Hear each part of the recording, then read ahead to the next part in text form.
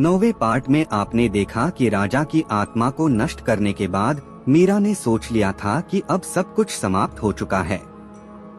काला सिंदूर का श्राप खत्म हो चुका था और उसने शांति से अपनी जिंदगी शुरू करने की योजना बनाई थी। लेकिन उसे यह नहीं पता था कि इस कहानी का सबसे खतरनाक और भयानक भाग अभी बाकी था। मीरा ने अपनी किताब प्रकाशित कर दी थी और उसकी जिंदगी अब सामान्य चल रही थी। वह अपने कार्य में व्यस्त थी, लेकिन कभी कभी रात के समय उसे काले सिंदूर के अजीब निशान और राजा की आवाजें याद आती। उसे लगता कि जैसे किसी चीज ने उसे पीछा किया हो। कुछ समय बाद मीरा एक रात अपने पुराने घर में अकेली बैठी थी और अचानक उसके पास एक अजीब किताब आई। यह किताब राजा के किले से जुड़ी पांडुलिपियों से भी पुरानी थी। किताब के पन्नों में काले सिंदूर के निशान थे और उसमें एक नया रहस्य छिपा था। किताब के अंदर लिखा था, जो काले सिंदूर के साथ खेलता है वह केवल अपना ही नहीं बल्कि पूरे वंश का भी विनाश कर देता है। लेकिन अगर इस सिंदूर के रहस्यों का सही तरीके से इस्तेमाल किया जाए तो यह वंश को अमर बना सकता है। मीरा ने यह पढ़ा और तुरंत उसे एहसास हुआ कि काले सिंदूर का असली शक्ति स्रोत कुछ और था जो अब तक अनजान था। किताब के अगले पन्ने में लिखा था, यह सिंदूर वंश की पहचान है और इसे पाने के बाद इसे केवल वही व्यक्ति नियंत्रित कर सकता है जिसे इसका शाप समझ में आ चुका हो। मीरा ने इस नए रहस्य को समझने के लिए अपनी यात्रा फिर से शुरू की। वह पुराने दस्तावेजों और गुम हो चुके मंदिरों को खोजने निकली ताकि वह काले सिंदूर के शाप और शक्ति के बीच का अंतर जान सके।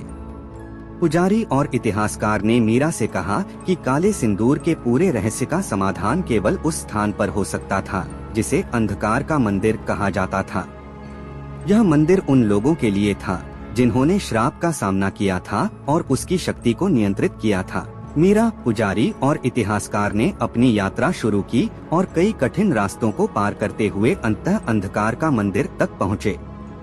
यह मंदिर एक खतरनाक पहाड़ी पर स्थित था और इसे पूरी दुनिया से छिपाया गया था। मंदिर के अंदर घुसते ही एक अजीब खामोशी और ठंडक का एहसास हुआ। मंदिर के अंदर कुछ अजीब चीजें थीं। दीवारों पर पुराने संस्कृत में तंत्र मंत्र लिखे थे।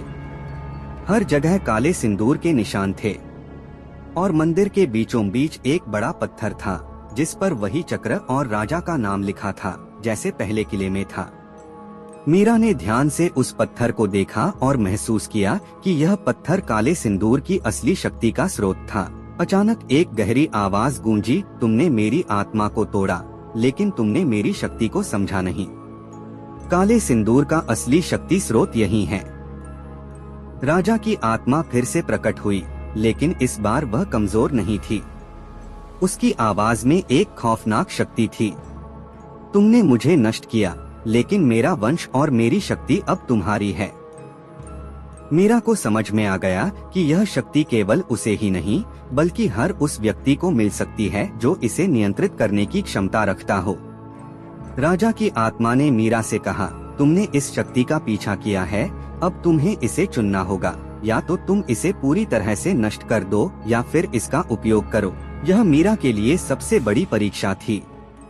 उसने राजा की आत्मा के सामने एक बड़ा निर्णय लिया, मैं इसे नष्ट करूंगी ताकि इस श्राप का कभी भी पुनः जागरण न हो। मीरा ने अंततः काले सिंदूर की शक्ति को नष्ट करने का फैसला किया। उसने मंदिर के भीतर की पवित्र अग्नि से उस पत्थर को जलाया। जैसे ही पत्थर जलने लगा, काले सिंदूर की सारी शक्ति भी खत्म हो गई। राजा की आत्मा की आवाज धीरे धीरे शांत हुई और वह पूरी तरह से नष्ट हो गई। काले सिंदूर के रहस्यों का अंत हो चुका था। मंदिर की शक्ति समाप्त हो चुकी थी। मीरा, पुजारी और इतिहासकार ने राहत की सांस ली क्योंकि अब यह श्राप हमेशा के लिए खत्म हो चुका था। मीरा ने दुनिया को बता दिया कि काले सिंदूर के पीछे छिपा हुआ भय और श्राप अब खत्म हो चुका है।